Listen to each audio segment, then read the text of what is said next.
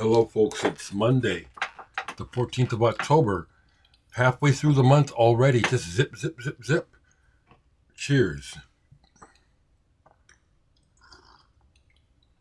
I want to send some love out directly and immediately to my family and to my immediate family of friends. Sending you much love. It's been an okay weekend. I had a good start by, okay, all right. So, play a little bit of catch up and then show some records. So I do watch every now and then other music videos. There's a fella, I can't remember his name, but there's a couple of people who are showing their psychedelic album collections in alphabetical order. One person's name is something 44, and there's another fellow who I started to watch, and they both have stunning collections. Let me see if I can catch the one fella's name here. Makes me think, I bet these folks are glad they kept those records, or at least the one guy, to me, looks like he's an older guy and probably has had these records a long time. He has a lot of psychedelic records that I remember seeing. Yeah, Dennis Psych Lover. Great collection. Really enjoy his enthusiasm as well, the way he talks about the stuff. But he's got some cool records I haven't seen since I was a kid. I always catch Mr. Michael P. Dawson on every Friday, and I don't exactly know why. I've never met Michael, but I get the impression that if I could meet Michael, that we would become friends. And it's even in spite of the fact that I can tell that he really likes the blues, or he's got a lot of blues in his collection from what I can gather. That's fine, because the blues is in my DNA, so I can go there with people. On my own, I don't go there very often at all.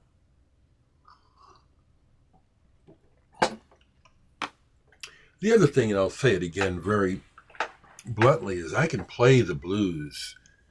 I don't have to pretend. You give me a guitar, whatever, I can ring that motherfucking blues. I know how to play the blues, so it ain't no big deal to me. It isn't. That's why all this other music is more fun. It's more fun.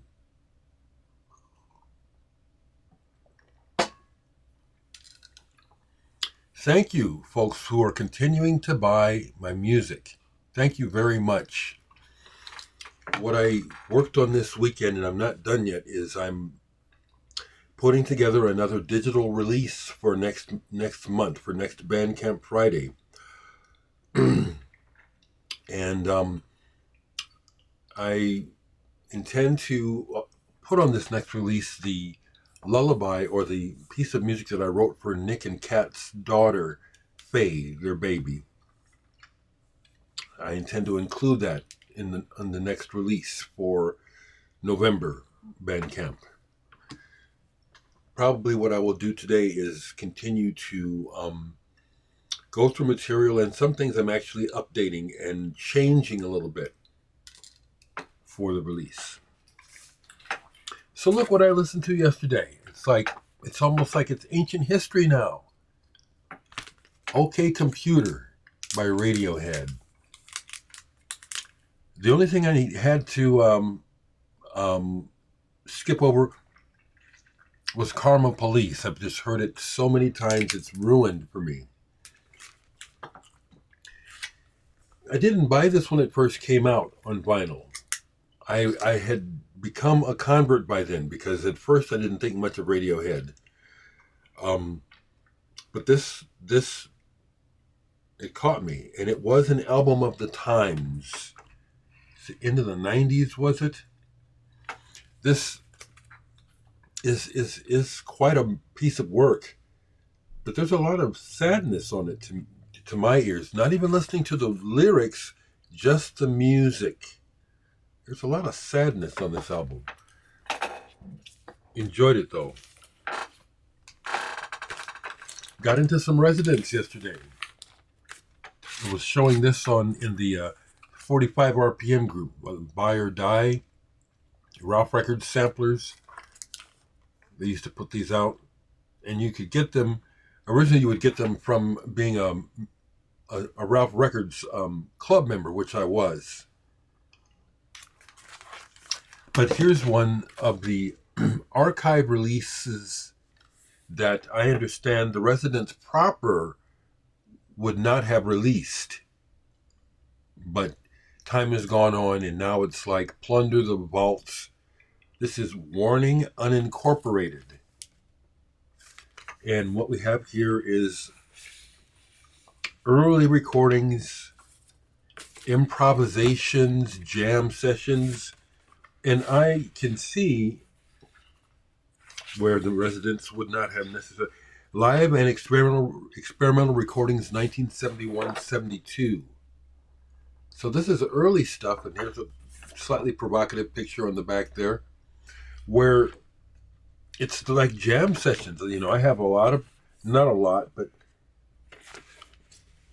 many musicians like myself and Residents have these archival recordings that we've kept of early experiments, jam sessions, whatever, as we learn our craft or just get our shit together.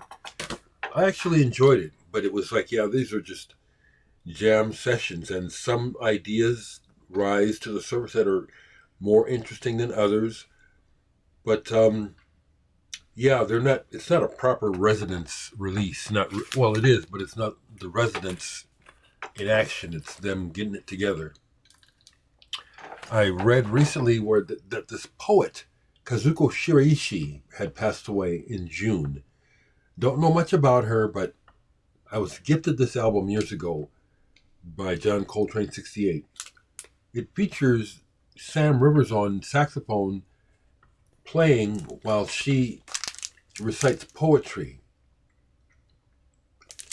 And I looked this up, and this is kind of pricey now to get. So I appreciate John Coltrane sharing a copy with me. I just listened to a little bit of this. It was just mostly pulling it out to recognize her passing. Something I added to my collection not that long ago, gave it a good listen yesterday, really got into it. Arnold Dreyblatt and Paul Panhuisen, Duo Geloso. These are duets that they recorded, I believe, back in the 80s, of these guitars and other instruments involving drones, long tones. I looked up Paul Panhuisen because I wasn't familiar with him, and saw where he has done some installations like Ellen Fullman, where he has instrument strings strung throughout a room and amplified, and people can walk through and rub against them and resonate them and make the whole room vibrate and stuff. Interesting concepts, very listenable. That's what's cool about this is, like, it's one thing to have an interesting idea. It's another thing to make it engaging to listen to, and this is really good. It's the Black Truffle label, which I am becoming familiar with.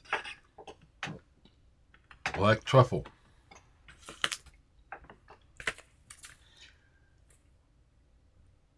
So I'm showing this, but I didn't play it, but I'm showing it. It's the Korean psychedelic band San Lim.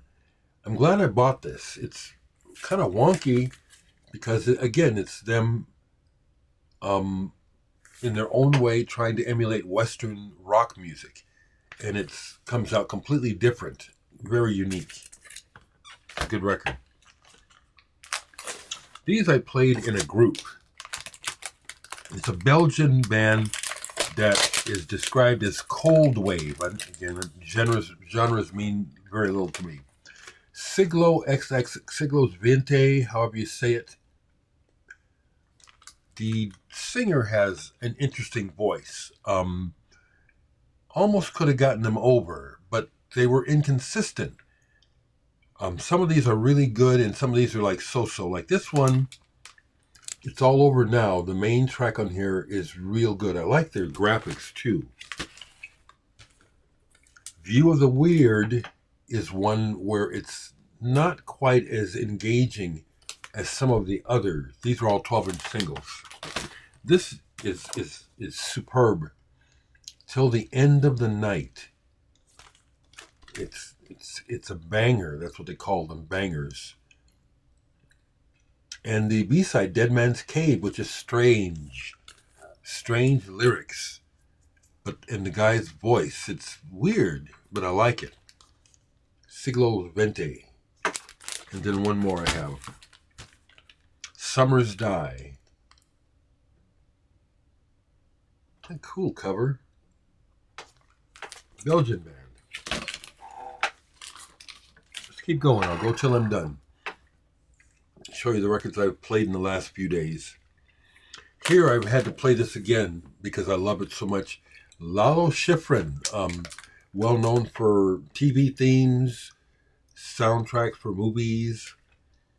I forget his nationality, but very talented musician, writer. I love this album. There's a whole Lalo Schifrin going. There's a whole lot of something going on. This is similar to the Incredible Bongo Rock Band in that some of these tracks could almost be like generic entries for library music. But at the same time, he does things that are outside the box. Like on Vaccinated Mushrooms, he does an avant-garde piano solo, but a really good one where he shows, I know what I'm doing and I know how to take it outside and bring it back in. It's really good. But the last songs on both sides are total winners for my taste. On the A side, and the title of it is fitting, How to Open at Will, the Most Beautiful Window. I've had to play that a few times. It comes off like it could be used to set up a romantic setting in a movie, but not quite, like moving into it. But what I get from it is it's a throwback to a feeling that I used to have in the 60s as a child, where I would dream about the world being right, being fair and nice. And this would be the kind of music that I would hear at times in the movies and on TV, where it's just like, oh, that's the world I live in. That's just wonderful. And then on the B side, the last song, Hawks versus Doves, could almost be a proto-progressive rock composition. This album is way cool. Now, interestingly, I have two of his albums. He has a lot. I only have two. So I pulled this one. It's just not the same at all. Not the same vibe. Towering Toccata. Some of you people who know Alan Holdsworth notice the way that they CTI, I guess you could say cheaply, use some of the same graphics for Alan Holdsworth Velvet Darkness album cover, and this one, the buildings, Trade Tower. This is really going for the mainstream, and it's just real cheesy. I'm keeping it though, but it's like I did not enjoy this. I did not enjoy it. So, in another direction, musically, let me stop here right quick before I forget. Someone asked me about a band, and I think I have them. Someone asked me, do I know UZEB? Do I have it still? Yes. This is the only thing I have by UZEB, Between the Lines. Canadians. I have to play it, but it's a keeper. I've kept it. I don't remember what it sounds like. It's been a long time. Thought I'd mention that since it was in the comments. I got into a little bit of prog this weekend. I've had some records so long I forget the fact that I had an original, got rid of it, and then I used to have an original of this. I don't know why I sold it. I really like this album, but I got a reissue of it on blue vinyl. Le Orme, Verita Nascoste. Now, this band sings in Italian. They have an English language version of the next album I'll show. Doesn't matter for me. I love the playing of the band, their tunes, the way they write. It is that progressive rock thing where they're taking elements of classical and folk and blending them. But good writing and good playing. I like the guy's voice as well. He has kind of a high voice, but not the kind of high voice where it's like somebody's trying to clip your balls off. Really enjoyed this. And so I pulled another one. I have a few of their albums. This is the one that Peter Hamill wrote English lyrics for this, but I don't have that version. Falona e Serona.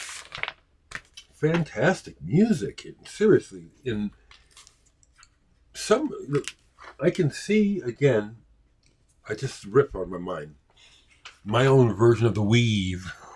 How ridiculous, but there are aspects of progressive rock that are cheesy, pretentious, and fall flat on their face. Some things just are really, really cringeworthy. Certain bands do certain things. I'm not going to name anybody. I don't want to start an argument. But this is not one of them. This is really good writing, very imaginative. The clear vinyl version. Good all the way through. Just, they keep it popping. I even forgive the drum solo. One of these has a drum solo on it, and I said, okay, we kept it short enough that it didn't fuck everything up. Les Ormes.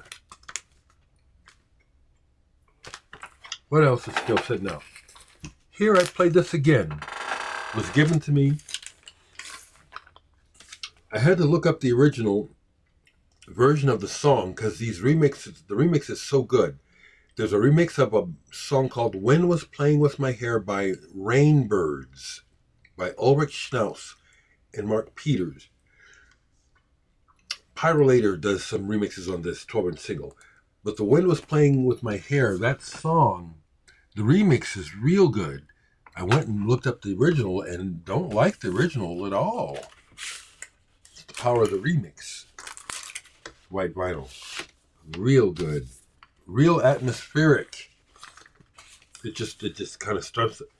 The pyrolators, it's like the music is about to float away on a cloud. It's killer. Thank you. I think his name is Daniel that sent it to me. Hadn't played any Micaiah McRaven for a while, so I pulled this. And this is dope. Where We Come From. This takes care of hip hop beats for me, funk, whatever. This does it. And it's an interesting process of how he made some of these records, where he gets input, jams with other musicians, records it, then samples it and loops it, and makes new jams and plays on top of them. It really works. This is good. Where We Come From. The Chicago-London exchange. I like that cover too. Micaiah McRaven. Couple more. Haven't played this in a long time. This is an all-time favorite. Faust, so far. This is my original German Polydor. I don't have the inserts anymore because I've had this since I was a teenager. When I was a teenager, I took them out. I'm a kid. I didn't know about record collecting. They seemed to be a nuisance at the time, so I don't have them anymore. I have the recommended records reissue with the inserts, the artwork. But this is the original. So the first album was completely clear, so they made the second one completely black. But as you can see, if you see closely, it's embossed on the label, the information. They didn't do that on the reissue. This is still an all-time favorite album of mine. The whole thing. It's inspired me in so many ways. And at many different times. It has directly inspired my, okay, don't mess it up, my process towards making music. And this is, I think, the last thing. Yeah. I watched documentaries. So I watched a documentary on the band Simple Minds, who I discovered on my own when they first came out. Don't have the first album anymore. I kind of liked it, but I didn't keep it. But when this came out, New Gold Dream, this was a breakthrough for them. I kept their second album. This is really good. I played this too after getting into this deeply. This is good. But it was cool. I watched a documentary about Rockfield Studios, the live-in place in England. And the Simple Minds segment was very interesting, okay, because they ended up working with David Bowie and Iggy Pop while they were there. But then from there, I went and watched a full documentary about the band. I liked them a lot. This album really holds up well. The production, they straddle the fence of total commerciality and artistry very well. This album is artistically, musically very satisfying, but also very, very accessible. It's not my first colored vinyl album, but this is an early example in my collection of colored vinyl. It is probably one of the first ones where I got this marble. And it's beautiful. And it really fits the album, the music. It really fits it well. And I love the last song on the album. King is White and in the Crowd. I've had to play that a couple times. It's a banger. Good band. Simple Minds are good, and they're still going. I respect them. Jim Kerr, the whole bunch. I respect them. So that's what I have for you this morning, folks. I told you what I'm up to, which is real simple. I'm doing my music. Living a simple life. Watching the events of the world from my vantage point. I will say that it's really sad that even at this point, we're still dealing with the potential of a real sick person with no good intentions may actually get voted. Well, he's trying to steal it, really. This is an ongoing mess in politics. And I just hate how the corporate-owned, rich people-backed media, because they can use Trump, they continue to normalize. He's nuts. Batshit motherfucking crazy. This is my background. Worked for years on psych hospitals, children's homes, runaway centers. I have dealt with people as sick as Donald, sicker, less sick, and he is ready for the hospital. And if he was on a ward that I worked on, talking that shit the way he is always riling people up, the nurses would be yelling for, get a PRN for that motherfucker. PRN, per requested nurse, dose that bitch. He is psychotic and causing shit. And because of money, and I'll say it again, white privilege, some of y'all don't like it, don't give a fuck if you don't like it, it's the truth. But because of those factors, because we're enthralled to money and material goods, we're dealing with this fucker who really, really unsavory person, but because of money and perceived power, people are afraid of him. Oh, he'll sue me. I won't say nothing. He'll sue me. All that bullshit. That's what I got to say about it. Watching. There's nothing good going on there. I have a right to express my opinion about it, though. So if you don't like it, you don't have to tell me about it, okay? Just don't like it. Don't tell me. You hear what I think. And don't be shitty to me. I'm not shitty to you. I'm just being myself, you know. I'll just block you. What the fuck, you know? All right? So, let's have a good day. Let's try to have some good days. All right?